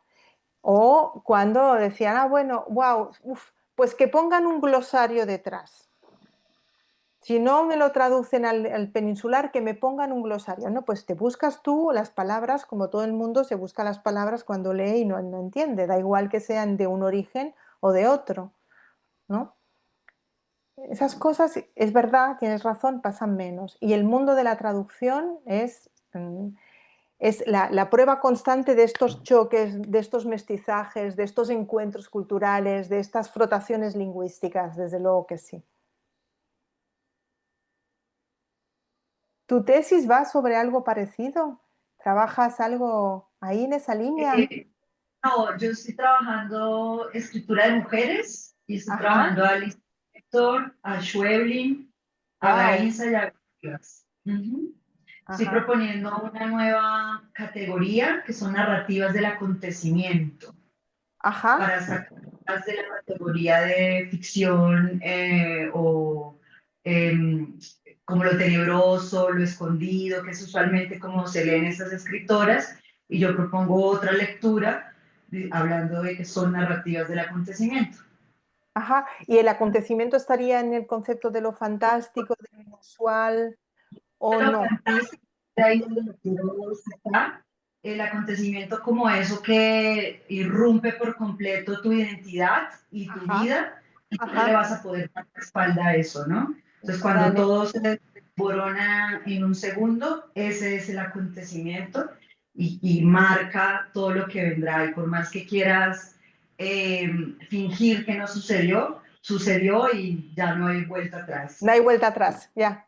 Ah, muy bueno, muy bueno. Súper, Gracias. súper. Bueno, no hay acentos, pero hay muchos emoticones que llenan la pantalla.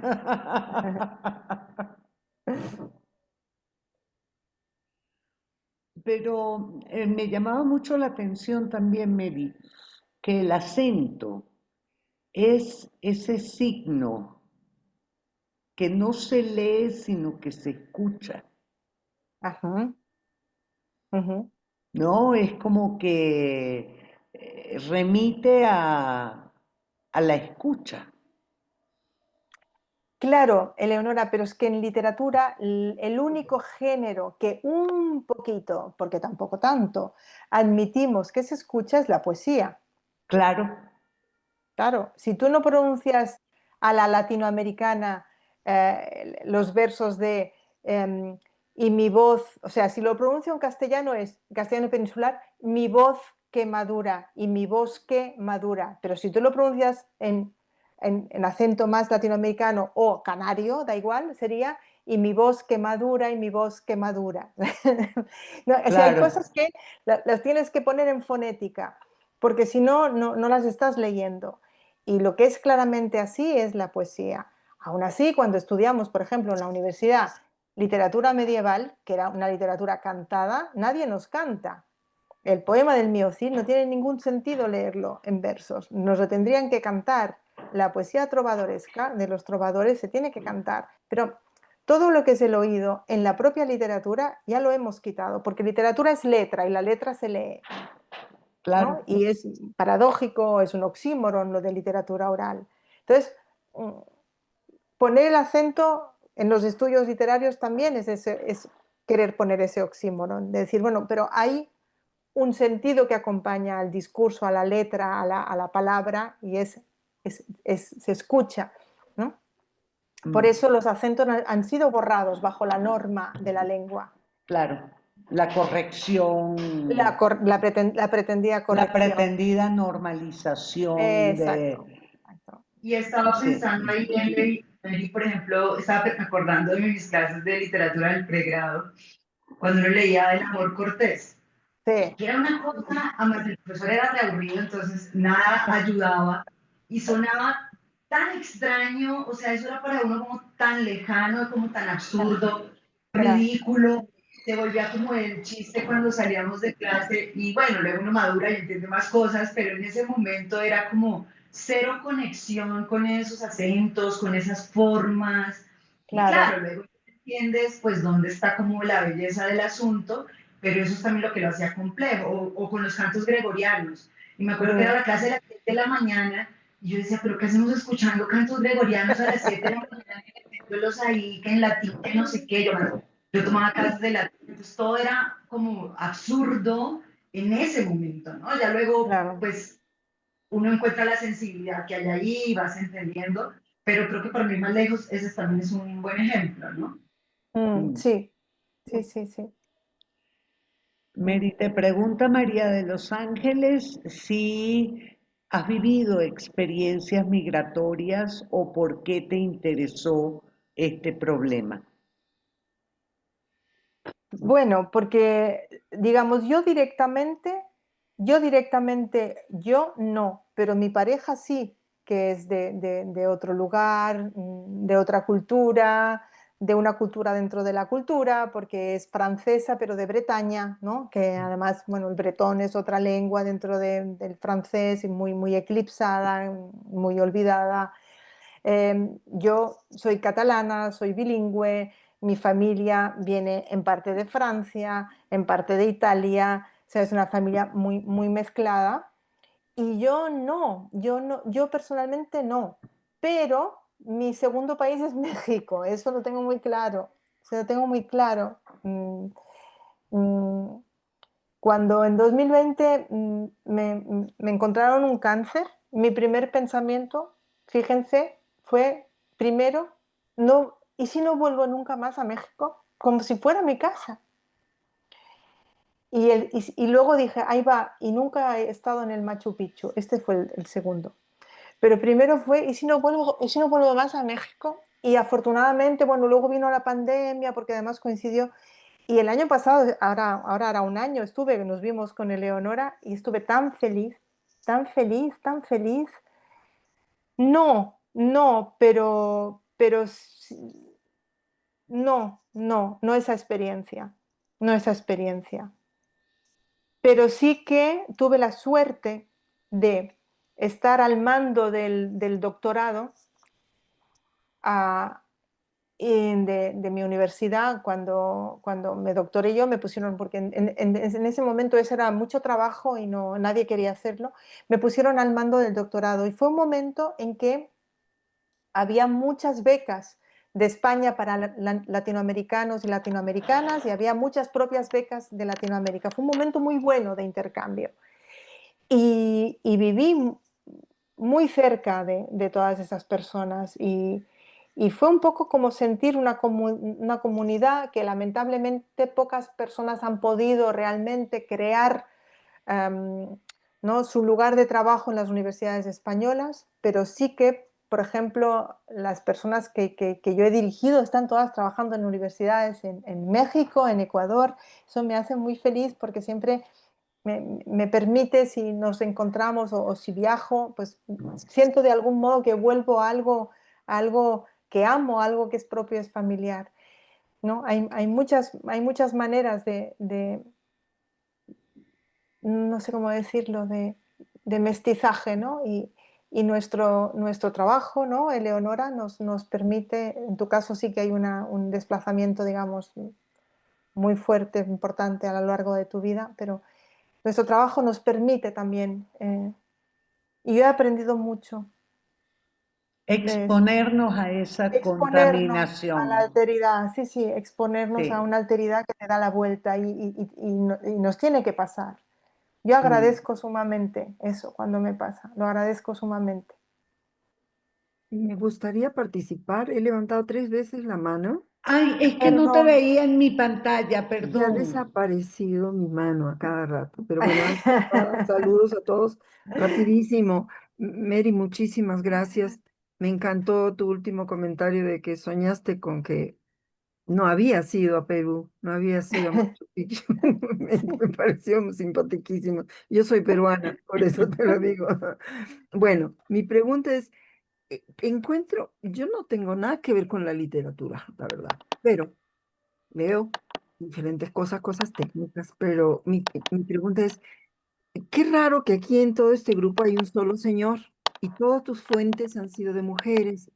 ¿Cuál es tu conclusión de que si la lengua se favorece con la neuroplasticidad de las mujeres en cuanto a la expresión, más que a los hombres, o qué? Yo alguna vez hice traducción, interpretación, enseñé inglés como segundo idioma, pero especialmente enseñé corrección de acentos. Y me parece que lo que yo encontré fue una gran dificultad en el hombre para ese manejo de los acentos. Hasta ahora tengo una grave marca que lo primero que hago es averiguar qué tanto acento tiene con relación al idioma, especialmente al inglés, ¿no? Ajá. Por favor, quisiera saber qué has encontrado en eso, porque es muy interesante, me parece. Sí, es muy interesante y creo que llevas parte de razón, gran parte de razón. En lo que se refiere a mi aportación hoy, obviamente también hay una tradición de investigación propia que es trabajar con textos de mujeres, textos, digamos, no canónicos, no centrales, porque hay preguntas que no llegan desde la centralidad del privilegio, llegan desde el no privilegio, con lo cual quiero decir que también puede haber hombres que no tienen el privilegio y que me lleven a la pregunta, pero digamos, desde el lugar del privilegio, desde el lugar del canon, desde el lugar central, hay preguntas que no aparecen y la pregunta que estamos ahora planteándonos no está ahí, no está ahí. Y en la búsqueda de esa excentricidad o lugares donde puede surgir la pregunta, es posible que yo haya buscado más textos de mujeres, que además los conozco y los trabajo.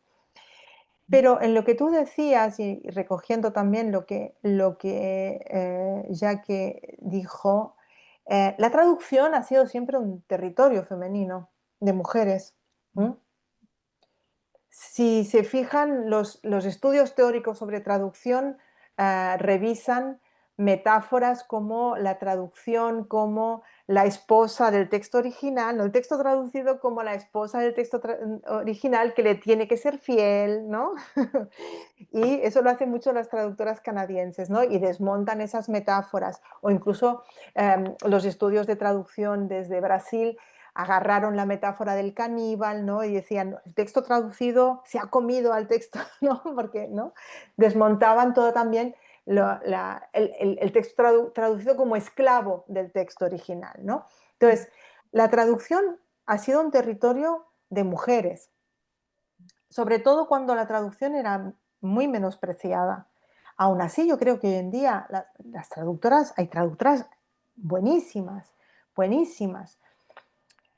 Lo que pasa que ahora, digamos, la traducción ya se paga mejor, se tiene más respeto al hecho de traducir, se visibiliza la dificultad, que no es traducir una palabra por otra, sino que es traducir mundos enteros, traducir concepciones, ¿no? Y en ese sentido, pues ya se han equilibrado las presencias, pero tradicionalmente era una labor femenina, ¿no? Ujú. Gracias, gracias. Bueno, yo quisiera ya nada más para irme, porque tengo otro Zoom en este momento. Este, el tema de la migración realmente es muy importante. ¿Crees tú que se hagan más estudios al respecto de adaptación de la lengua, de la segunda lengua con el país? ¿O qué has encontrado ahí? ¿Cuál problemática has encontrado ahí? No lo he estudiado tanto, no lo he estudiado tanto, o sea, necesitaría estudiarlo o tener al lado a alguien de lengua, alguien que analizara la lengua y me analizara y me pusiera delante de las narices fenómenos que yo no estoy viendo. Yo lo que he querido es encontrar esos ruidos en los corpus literarios. He querido encontrar corpus literarios que ponían de manifiesto no que yo escribo como una francesa de nacimiento, sino al revés, que no quiero escribir como una francesa de nacimiento, ¿no? Que es lo que hace Panashenko y me parece alucinante, porque además es alguien que podría escribir como una francesa de nacimiento, que se escolarizó en Francia, pero dice, no, un momento, yo no quiero, ¿no? Perder, no quiero perder, porque claro, el caso de Christophe llega con 20 años, pero Panashenko llega niña, con lo cual se escolariza en francés. Mm, mm, mm, mm. Entonces, ese querer mostrar que hay una lengua materna que es el acento y no querer renunciar a ese acento, y es muy graciosa porque Panashenko es actriz, y si ustedes buscan en YouTube van a encontrar momentos en que ella lee y van a ver cómo lee el texto y va colocando palabras en ruso. El texto tiene palabras en ruso. Pero bueno, que insisto, no se inventa nada. Esto nos lo hacía Anzaldúa, ¿no? Mm, En mm. Borderland. O sea, es que la frontera, textos mestizos, textos que Claro. conflictúan las dos lenguas. Lo que pasa es que cuando estás en lo mestizo, no eres ni de acá ni de allá, y no te quieren ni acá ni allá. Eres molesta en los dos lados, ¿no? Porque Mm. no hay dos lados, no estás de ningún lado. Se me viene a la cabeza un recuerdo que no sé si funciona, pero mi mamá no sabía ningún segundo idioma, pero vivió en una comunidad con italianos y alemanes, y todos decían que se comunicaban muy bien con ella. Pero yo recuerdo mucho que cuando venía un compadre de ellos que era italiano, mi mamá decía, ahí viene ya no me acuerdo el apellido, cierren todas las ventanas, porque gritaba. Una cosa y sí, todos cerrábamos las ventanas, porque Claro, el compadre Solesi. Solesi. Sí, Bueno, porque la sí, comunicación no solo son palabras, está el cuerpo, yo gesticulo mucho, en Francia gesticulo mucho, sonrío demasiado, o sea, obvio, no, está el cuerpo, no. No. sí, muchísimas gracias. Para nosotros no es problema la lengua, creo, ¿no? Para las mujeres no es problema para comunicarnos, No, ni no, para no, adaptarnos en otro país. no, no, Pero para los no. hombres creo que sí es un poquito más. Somos malinches nosotras, está claro. Sí, gracias. Gracias, A ti, gracias. muchas gracias. Liliana, tenías la mano levantada.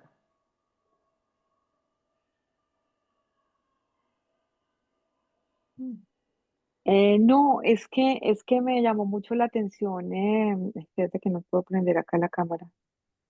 Ay, buenas tardes, ¿cómo estás? Muy, muy interesante su trabajo. No, que me parecía muy como interesante como el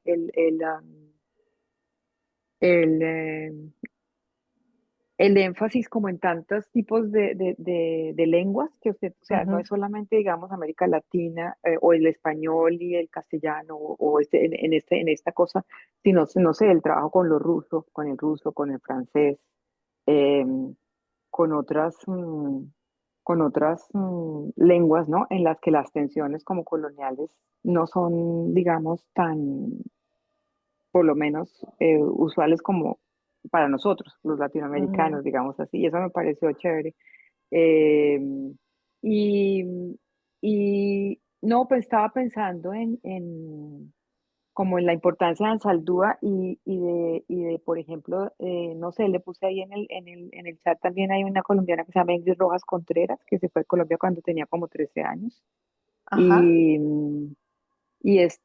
digamos, esta lucha de ella pues por resistirse del lenguaje, ¿no? Ella escribe en inglés, ¿sí? En Colombia la ajá. leemos poquito en español en realidad, y cuando la leemos en traducción, ¿no? Y también Wow. pensando en ella, también pensaba esto de cómo es de interesante la literatura con acento cuando la volvemos a recibir. O sea, por ejemplo, esta mujer, Rojas Contreras, que ella hace, o sea, escribe con acento allá porque quiere escribir con acento allá, ¿sí? Ajá, súper. Pero después la traducen acá al español No se latinoamericano, traduce, Liliana, no se traduce ella misma, no, la no, traducen la otras personas. traducen Ok. ollas, ajá. Mm.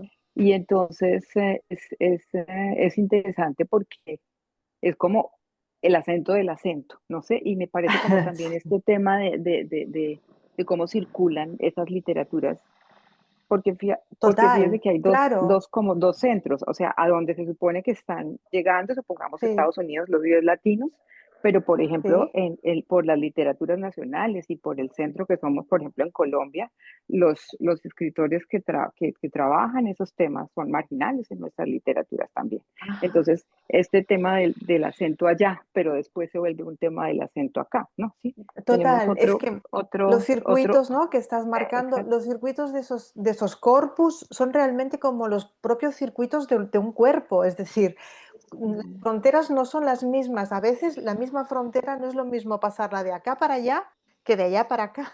La frontera ujú, figura que es la misma, pero no es intercambiable. El sentido del trayecto cambia la frontera. Y lo que estás apuntando, te agradezco mucho porque es fundamental y creo que es algo que se tiene que tener en cuenta. ¿Qué fronteras cruzó ese corpus, ¿no? ¿De mm, dónde fue para mm, dónde fue? ¿Qué lugar ocupa en el sistema mm, literario donde se ha producido? ¿Y qué lugar mm, ocupará en el sistema literario que en principio le es propio, pero no le es propio porque no se ha mm, producido en él, pero es como de un presunto mm, origen? ujú, Que de será el acuerdo. distinto en Colombia, ¿no?, de esta autora, que, Mm, que si viene a España, ¿no?, que si la recibo yo en ujú. España, la leo en España como una escritora colombiana que escribe en inglés porque vive en Estados Unidos, ¿no? La tradujeron para España y Ah, presentó los claro. libros primero en España que en Colombia. Fíjate, fíjate. Ujú, Pues ya la ujú. buscaré. Muchísimas gracias, Liliana, por la Bueno, recomendación y no, por las gracias a ti. observaciones. Sí, sí. ¿Alguna pregunta más? ¿Algún comentario? Ya les dije que eso era muy incipiente, que cometía la osadía de plantearles, pero bueno, que creo que es una labor que ojalá sea contagiosa y les apetezca a ustedes también algún día, aunque sea en un trabajo puntual, andar por ahí, andar por ahí y trabajar textos como los que proponía Liliana, de autoras que hay que mirarlas distinto, porque si te pones simplemente las gafas de las literaturas nacionales, no ves lo que tienes que ver, no sale lo que tiene que salir, ¿no? Esa es la idea. Quizá, Mary, una reflexión al margen acerca de el problema migratorio tenga que ver con estos intentos perversos del presente de contener precisamente el fracaso de los estados nacionales, la disolución de los Claro. estados nacionales, la inoperancia del Estado Nacional. Y el Esa es la peligro del palabra. Estado, y el peligro del Estado Nacional, ¿no? Porque el Estado Claro, Nacional se forja, evidentemente, dentro mismo del Estado, sacando y expulsando a personas y dejando una idea dentro, ¿no? Para que la idea claro. no se mancille, las personas discordantes, las personas ruidosas frente a esa idea son expulsadas, ¿no? Por esa pureza que no existe, ¿no? Eso sabemos. Y cuando hay procesos de persecución como el que está sucediendo en este momento en Estados Unidos con los migrantes latinos, el acento que es, el acento es el riesgo de muerte.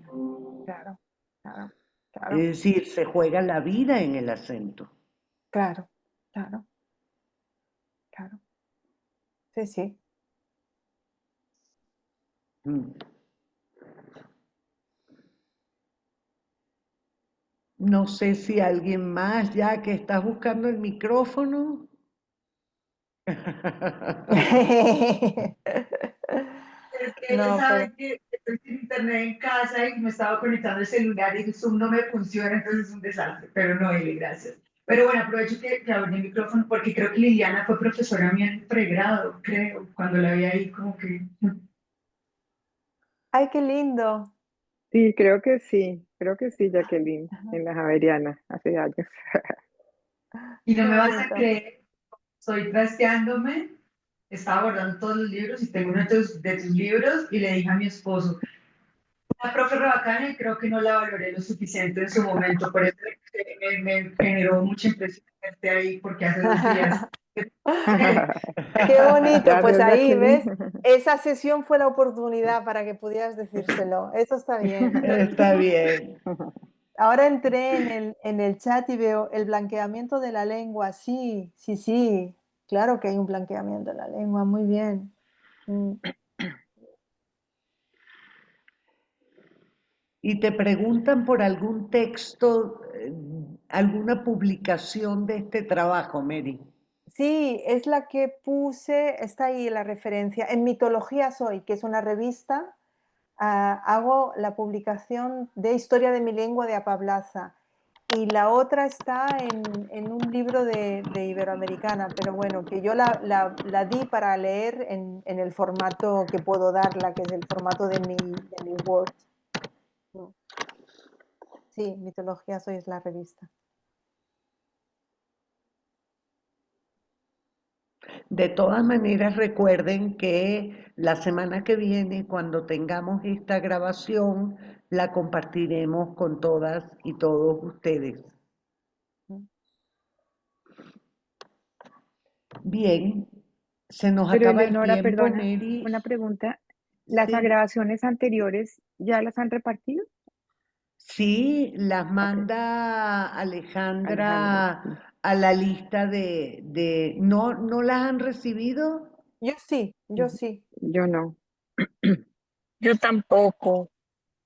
yo no. Sí. Les pide a Alejandra que si no las han recibido, escriban a axiedu@gmail.com Ok, para anunciar que no han recibido la grabación para que los o las incorporen en la lista. Ok. ujú. Bien, Mary, ha sido lindísimo escucharte como siempre. Muchas gracias por siempre estar ahí. La agradecida soy yo, ha sido precioso compartir ese tiempo con ustedes. Perdónenme si yo estaba ya más cansada porque para mí ya son las 9 de la noche. Y Y bien, contenta de que haya funcionado el wifi aquí en plena tormenta en Les Landes, en Francia, bien, porque me costó encontrarlo.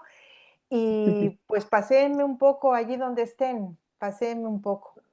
Que me gusta pensar que hay algo de mí que se queda con ustedes y algo de ustedes que se queda acá conmigo. Y les deseo mucha suerte y que siempre tengan tiempo de ir por otros caminos que no sean los trillados y los ya conocidos, aunque eso da trabajo y a veces no muy buena reputación, pero bueno, hay que tener mala reputación. Cuídense mucho. Gracias, Eleonora, otra vez. Vale, Y hasta Mary. siempre, hasta siempre. Hasta siempre. Ujú. Te esperamos en México. Ay, sí, en todas